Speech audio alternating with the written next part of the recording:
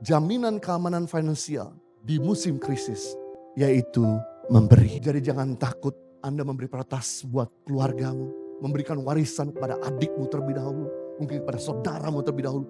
Saya mau katakan bahwa Tuhan kita adalah Tuhan yang melihat hatimu yang besar. Dan Tuhan akan berkati berlipat kali ganda.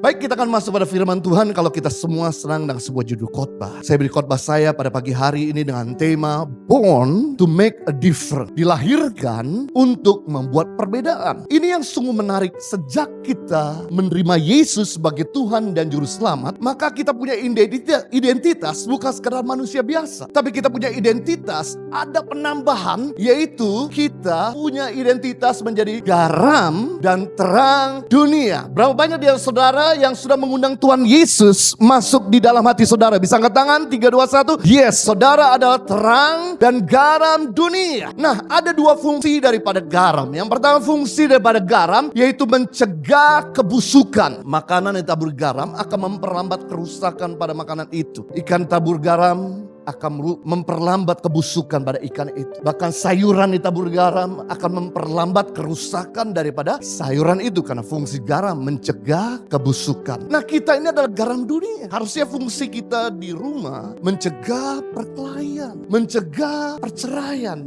mencegah percekcokan. Karena kita punya identitas sejak kita terima Yesus, yaitu garam dunia. Bukan cuma garam keluarga, tapi punya kapasitas sampai di luar keluarga kita. Yang kedua, fungsi daripada garam selain mencegah kebusukan yaitu meningkatkan kualitas. Makanan tabur garam, maka kualitasnya akan meningkat. Rasanya yang tadi asam jadi nggak asam. Yang hambar jadi enak untuk dimakan. Nah, harusnya keberadaan kita di tempat pekerjaan itu meningkatkan kemajuan. Kehadiran kita di kota dan bangsa ini meningkatkan kesejahteraan. Kehadiran kita di rumah meningkatkan keharmonisan pernikahan kita. Sebab kalau garam tidak berfungsi, maka tidak ada pembelaan dari surga. Tidak ada pembelaan dari Bapa selain dibuang dan diinjak orang. Memang Tuhan tidak pernah buang kita. Memang Tuhan tidak pernah injak kita. Tapi Tuhan mengizinkan buat garam yang tidak lagi asin, injak orang dan direndahkan orang. Kalau Anda mau dihormati orang, Anda harus berfungsi sebagai garam. Di rumah, tempat pekerjaan, di kampus, di kota dan bangsa kita. Yang kedua, identitas kita adalah terang dunia. Nah, fungsi terang itu memberikan kedamaian. Anak-anak, kalau rumah kita padam lampu pasti langsung sewot atau nangis. Tapi begitu lampu menyala, maka mereka langsung berteriak, hore, lampu nyala. Kenapa? Ada kedamaian. Kita juga suka dengan namanya tempat-tempat terang. Kita gak suka dengan tempat-tempat gelap. Kalau di gereja digelapin dan lampunya diterangi di depan supaya kita bisa fokus. Paling tidak masih ada lampu, bukan gelap total. Jadi saudara jangan sampai salah, ini gereja kenapa gelap-gelap banget sih? Supaya mengarahkan saudara bisa fokus ke depan dan menyembah Tuhan. Nah, fungsi daripada terang memberi damai harus ya kehadiran kita. Di rumah, tempat pekerjaan, di kota dan bangsa kita memberikan kedamaian. Karena kita adalah anak Tuhan. Bedanya anak Tuhan dan bukan anak Tuhan selalu membawa damai. Sedangkan anak bukan Tuhan membawa troublemaker. Nah, itu sebabnya Bapak, Ibu, Saudara, di dunia ini ada 3 jenis manusia atau 3 jenis orang Kristen. Yang pertama, orang Kristen tradisi. Orang Kristen tradisi adalah orang Kristen victim, menjadi selalu korban dari ngomongan dan perbuatan orang lain. Datang ke gereja tiap minggu, tapi hidupnya sama saja. Datang ke gereja, pelayanan di gereja berapi-api, tapi mulutnya masih sembarangan. Mereka rajin beribadah, rajin memberi persembahan, rajin memberi puluh, tapi tidak ada pernah perubahan. Akhirnya jadi bahan omongan orang. Nah, saya gak mau kita berada di jadi orang Kristen tradisi. Nah, jenis orang Kristen yang kedua yang ada di dunia ini adalah Kristen ambisi. Atau yang kita sebut dengan problem maker, pembawa masalah. Selalu ada aja yang dimasalahin. Gak ada masalah dibikin ada masalah. Masalah kecil dibesar-besarin. Ada tipe-tipe orang yang memang gak puas kalau gak diributin. Nah ini adalah Kristen ambisi. Kita bisa lihat Lot ketika Abraham keluar dari karena kampung halaman dia di Ur Kasdim. Kemudian Lot nebeng, "Om ikut dong, saya juga gak mau tinggal di kampung ini. Saya mau juga punya hidup yang lebih baik." Tapi apa yang terjadi karena ambisinya selalu ingin mendapatkan keuntungan dari pamannya Abraham. Akhirnya selalu dia korup, selalu bikin masalah, selalu bikin pertikaian. Dan akhirnya Abraham memutuskan untuk berpisah dengan ponakannya yang punya ambisi yang selalu jadi troublemaker. Yang berikutnya orang Kristen ambisi yaitu Saul. Begitu Daud lebih dimuliakan daripada Saul, Saul kemudian gak suka, langsung berusaha untuk terus mengejar dan membunuh Daud. Ada orang-orang memang yang ada di dunia ini selalu bikin masalah sama kita. Tapi saya beritahu, mereka boleh bikin masalah tapi jangan saudara yang bikin masalah. Dan saya kasih tahu juga, jangan sakit hati sama orang-orang Kristen ambisi ini. Yang saudara lakukan, hindari mereka, berkati mereka, dan jauhi mereka, serta jangan sakit hati sama mereka. Sebab kalau saudara sakit hati, maka saudara ketepa jadi Kristen troublemaker. Nah, jenis Kristen yang ketiga yaitu Kristen transformasi, atau yang saya sebut dengan yaitu peacemaker, problem solver. Menjadi orang-orang yang membawa kesegaran. Kehadirannya selalu memberikan nilai tambah. Kehadirannya selalu menyegarkan. Kita senang ketemu dengan orang-orang yang selalu menguatkan, menyegarkan, yang memberikan bahkan juga pandangan-pandangan yang baru. Nah, kita belajar sekarang ini bagaimana kita menjadi Kristen transformasi. Yang pertama, untuk jadi Kristen transformasi, yang kita perlu lakukan yaitu kita harus memiliki mentalitas pemenang, mentalitas champion. Kita belajar dari seorang bernama Kaleb. Nah, Bapak Ibu, Kaleb ini punya arti yang menarik. Mundur boleh? Kaleb punya arti gagah berani. Kaleb ini punya arti bergerak dengan cepat.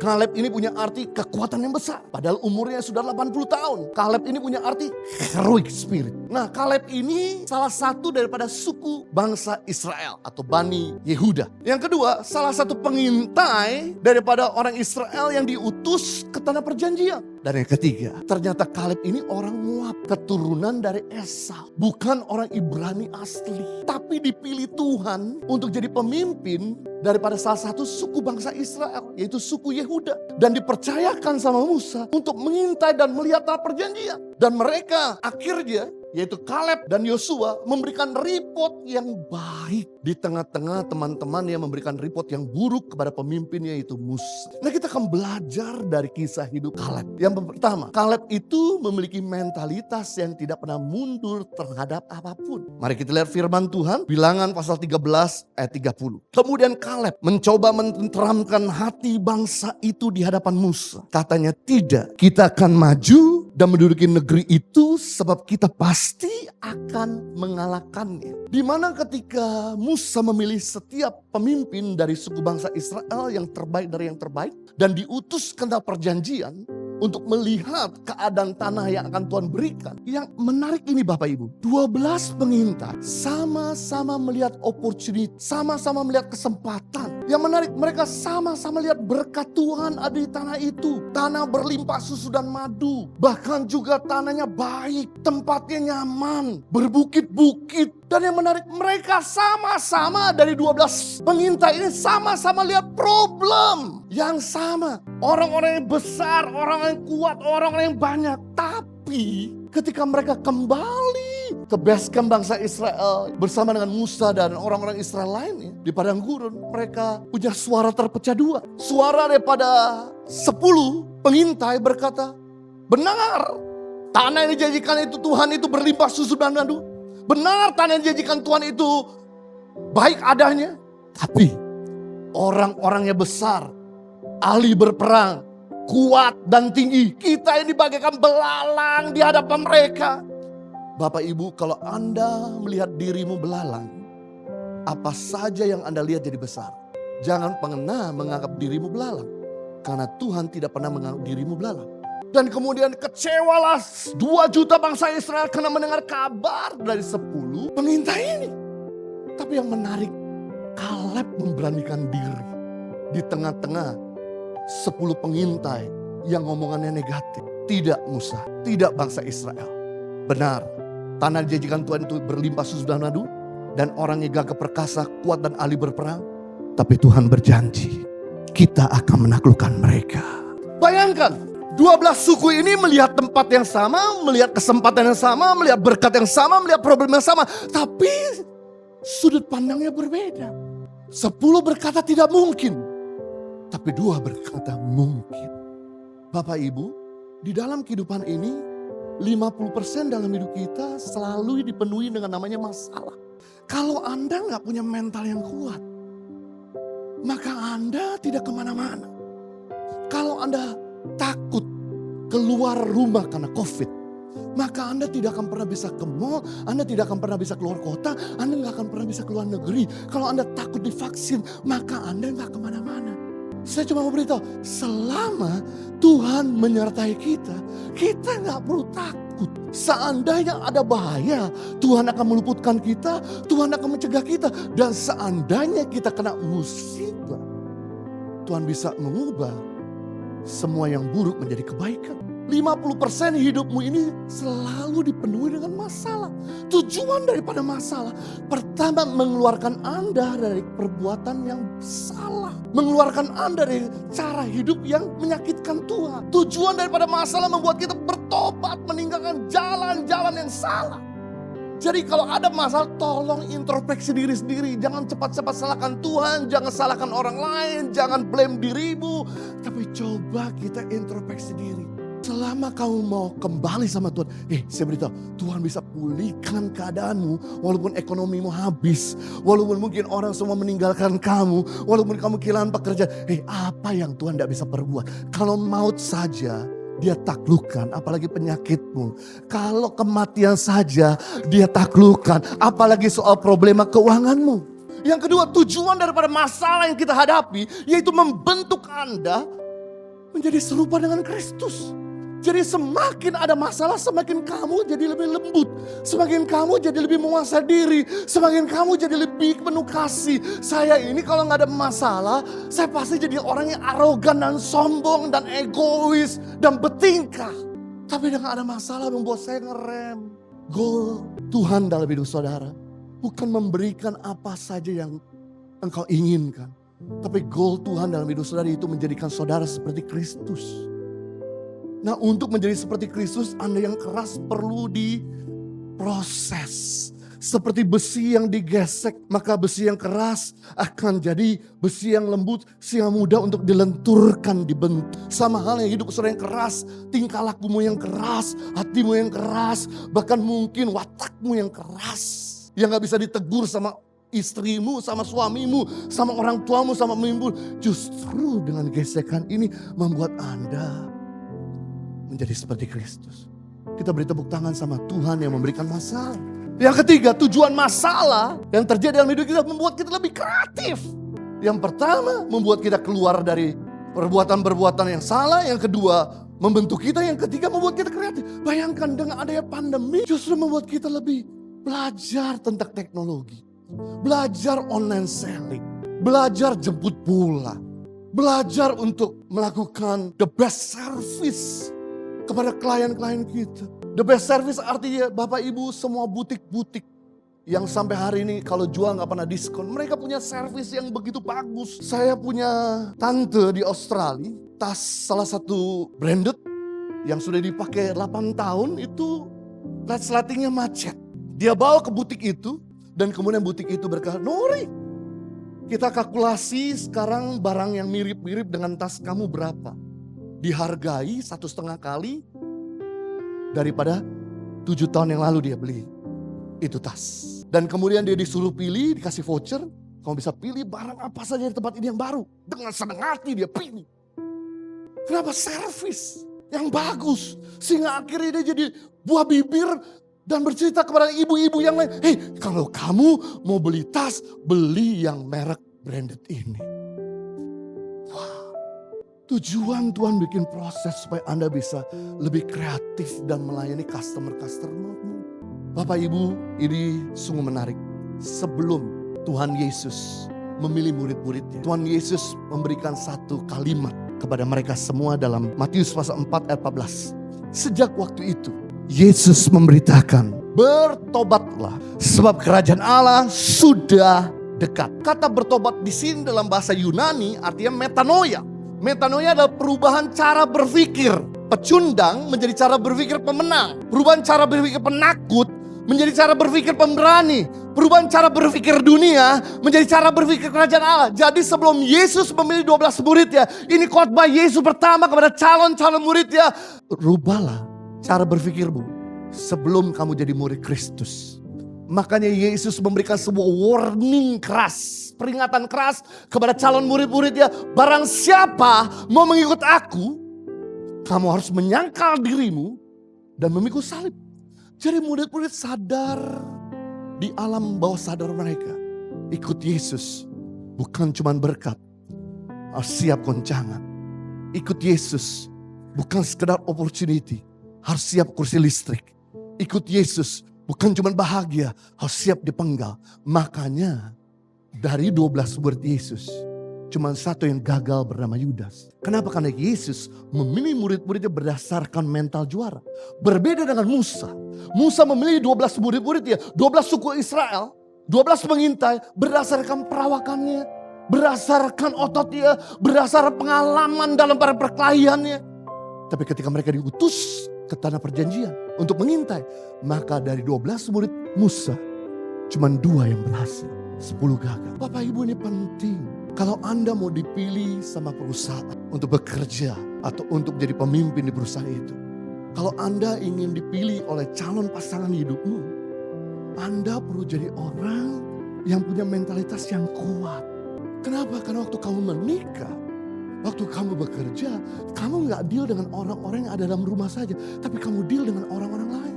Makanya kalau Anda sebagai laki-laki, Anda gak bisa sabar, jangan menikah. Karena menikah dibutuhkan kesabaran tingkat tinggi untuk berhadapan dengan mulut istri.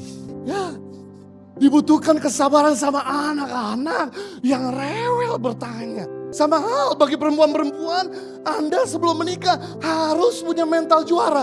Karena suamimu itu namanya laki-laki belum tentu lembut. Pasti gayanya, perkataannya gak cocok sama kamu. Jadi pastikan kamu jadi wanita yang siap menghadapi suami model begitu sepanjang umurmu di muka bumi ini. Makanya waktu kami konseling pranikah, selalu kami tanyakan ini sama mereka. Hei, tolong catat 5 kelebihan pasanganmu dan 5 kekurangan pasanganmu. Mereka saya kasih waktu 5 menit mencatat dan kemudian mereka mulai menyebutkan 5 kelebihannya. Yang bagus-bagus dan kemudian saya berkata, tolong sebutkan 5 kekurangan pasanganmu. Dia sebutkan ini. Oke. Masing-masing menyebutkan kekurangan pasangannya. 5. Kemudian saya berkata gini, kita ini gak pernah bisa menuntut orang lain berubah. Hanya cuma tugas Tuhan yang bisa mengubah orang lain. Kalau kamu menuntut orang lain berubah, orang itu gak berubah juga, kamu kecewa. Seandainya pasanganmu itu tidak berubah juga sepanjang umur hidupmu, apakah kamu mau komitmen untuk tetap stay sama dia atau tidak? Saya mau coba tanya ini dan saya rekam di Zoom supaya ada bukti. Nanti kalau dia ribut-ribut datang lagi sama kami. Ini buktinya, kamu berkata siap.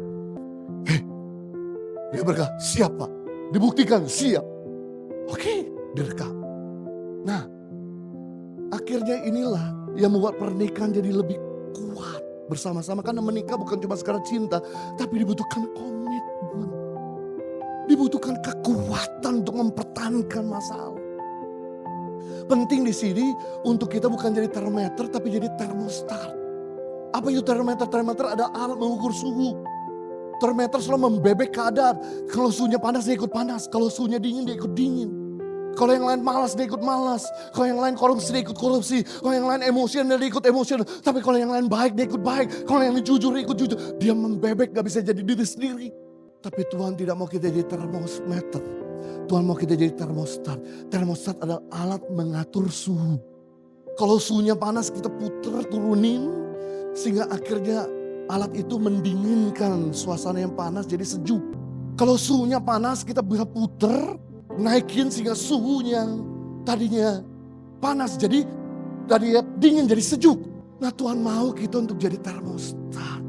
Kendalikan keadaan, kontrol the emotion, kontrol situasi yang genting, kontrol tension saudara. Ingat, kamu gak sendirian. Kamu punya Tuhan. Waktu kamu punya Tuhan, pasti kamu punya kasih. Dan waktu kamu punya kasih, maka kamu bisa membalas segala yang jahat jadi kebaikan. Yang kedua, bagaimana kita bisa belajar menjadi seorang pemenang, menjadi orang yang membuat perbedaan, yaitu Kaleb berani melakukan yang orang lain tidak mau lakukan. Dia berani mengambil resiko. Yosua 14 ayat 12. Oleh sebab itu berikanlah kepadaku pegunungan, yaitu yang dijanjikan Tuhan pada waktu itu.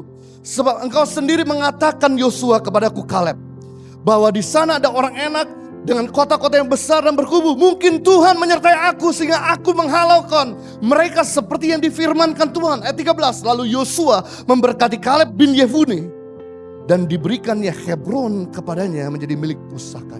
Nah, Bapak Ibu, ini yang menarik.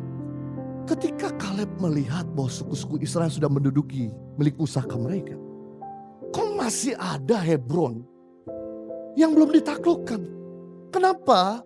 Kaleb ini sangat concern, sangat perhatian dengan Hebron. Karena Hebron adalah tempat kubur Abraham, tempat kubur Sarah, tempat kubur Ishak, tempat kuburnya Yakub, tempat kuburnya Lea.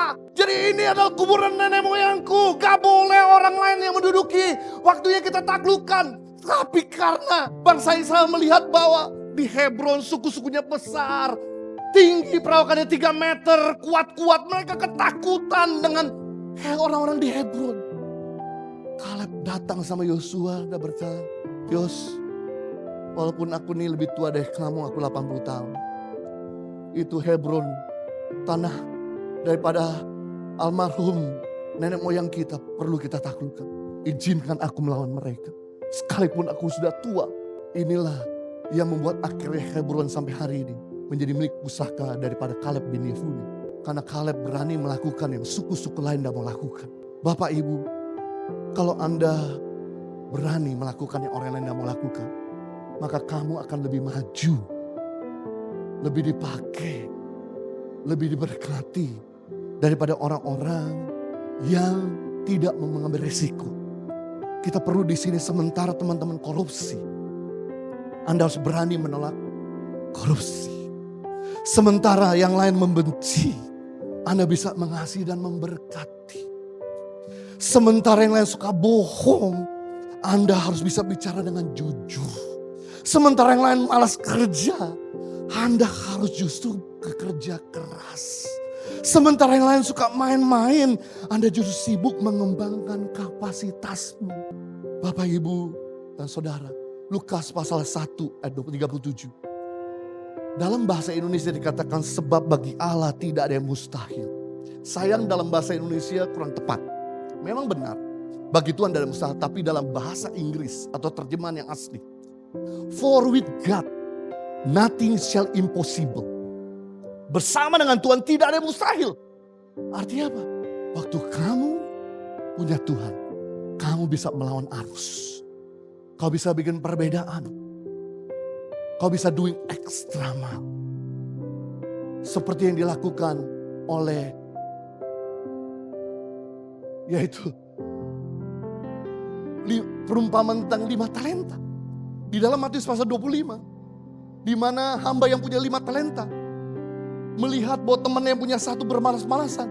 Dia terus kembangkan kemampuannya. Sementara yang lain bermain-main. Sementara yang lain ngomongin pemimpinnya. Dia terus sibuk mengerjakan, mengembangkan talenta. Dan yang menarik, dengan time frame yang sama, dengan waktu yang sama, talentanya yang 5 jadi 2 kali lipat. Sedangkan temannya yang punya 1, mereka tidak mau mengerjakan dengan mengambil resiko, akhir talenta tetap 1. Dan temannya yang 2, karena juga mengambil waktu lebih santai, akhir talenta yang berkembang cuma jadi 2. Kalau dia serius untuk melakukan yang orang tidak mau lakukan, maka dia akan punya talenta melebihi daripada 2 talenta yang ia miliki. Yang terakhir kemudian saya selesai. Yang dimiliki oleh Kaleb, yang kita bisa pelajari bagaimana untuk kita bisa membuat perbedaan, yaitu memiliki different spirit atau hati yang besar. Nah, ini menarik ayat terakhir Bapak Ibu, Bilangan pasal 14 ayat 24. Dan waktu saya sudah habis, tetapi hambaku Kaleb, karena lain jiwanya yang ada padanya, yaitu a different spirit, ia mengikuti aku dengan sungguh-sungguh, akan kubawa masuk ke negeri yang telah dimasuki itu, dan keturunannya akan memilikinya. Wow. Rupanya Kaleb ini punya hati yang besar, different spirit. Hati yang besar kenapa Bapak Ibu? Karena Kaleb ini memberi kesempatan untuk suku-suku bangsa Israel mengambil wilayahnya terlebih dahulu. Dia memberikan opportunity untuk mengambil pilihan pertama kepada mereka semua, baru sisanya aku yang ambil. Kalau kamu gak mau ambil, aku ambil sisanya. Pilihan yang pertama Bapak Ibu, selalu pilihan yang terbaik. Kalau Anda pergi ke pasar, cari ikan, pasti Anda pilih dari ikan yang segar dulu. Gak mungkin kita pilih dari ikan yang busuk. Adakah di antara kita kalau cari ikan, cari mulai dari yang busuk dulu? Pasti cari yang terbaik. Baru yang kedua, yang kurang baik. Yang ketiga baru yang kurang baik. Sama halnya, Kaleb memberi kesempatan untuk suku Israel mengambil pilihan pertama. Nah, karena dia generous, karena dia murah hati, karena hatinya besar, mengutamakan yang lain, maka Tuhan memberikan tempat yang terbaik bagi Kaleb. Bapak Ibu, di saat pandemik masuk di Indonesia, saya sama istri kehilangan pekerjaan. Sebagai pembicara, kami gak bisa lagi berkhotbah ke gereja-gereja. Dari kami punya income di bulan Maret itu nol. Tapi saya mikir sama istri dengan hamba-hamba Tuhan yang gak bisa melakukan pelayanan online. Kita mikirin sampai listrik di rumahnya mati. Dan kemudian mereka sampai gak bisa beli sembako. Saya sampai istri mengambil keputusan untuk mengambil saving kami, tabungan kami, dan menyalurkan kepada hamba-hamba Tuhan ini. Tapi yang menarik, setiap kali kami menyalurkan berkat kepada mereka yang lebih membutuhkan dari kami, Tuhan itu menggantikan. Paling tidak sama dan seringkali lebih daripada apa yang kami tabur. Saya mau kasih kesimpulan ini. Jaminan keamanan finansial di musim krisis, yaitu memberi. Jadi jangan takut Anda memberi prioritas buat keluargamu. Memberikan warisan kepada adikmu terlebih dahulu. Mungkin kepada saudaramu terlebih dahulu. Saya mau katakan bahwa Tuhan kita adalah Tuhan yang melihat hatimu yang besar. Dan Tuhan akan berkati berlipat kali ganda. Gereja Impact Community Indonesia mengadakan 2 kali ibadah onsite, yaitu pukul 9 pagi dan 11 siang waktu Indonesia Barat di Hotel Santika Kelapa Gading. Kedua ibadah disertai ibadah anak di lantai 1 Hotel Santika Kelapa Gading. Pastikan kehadiran Anda.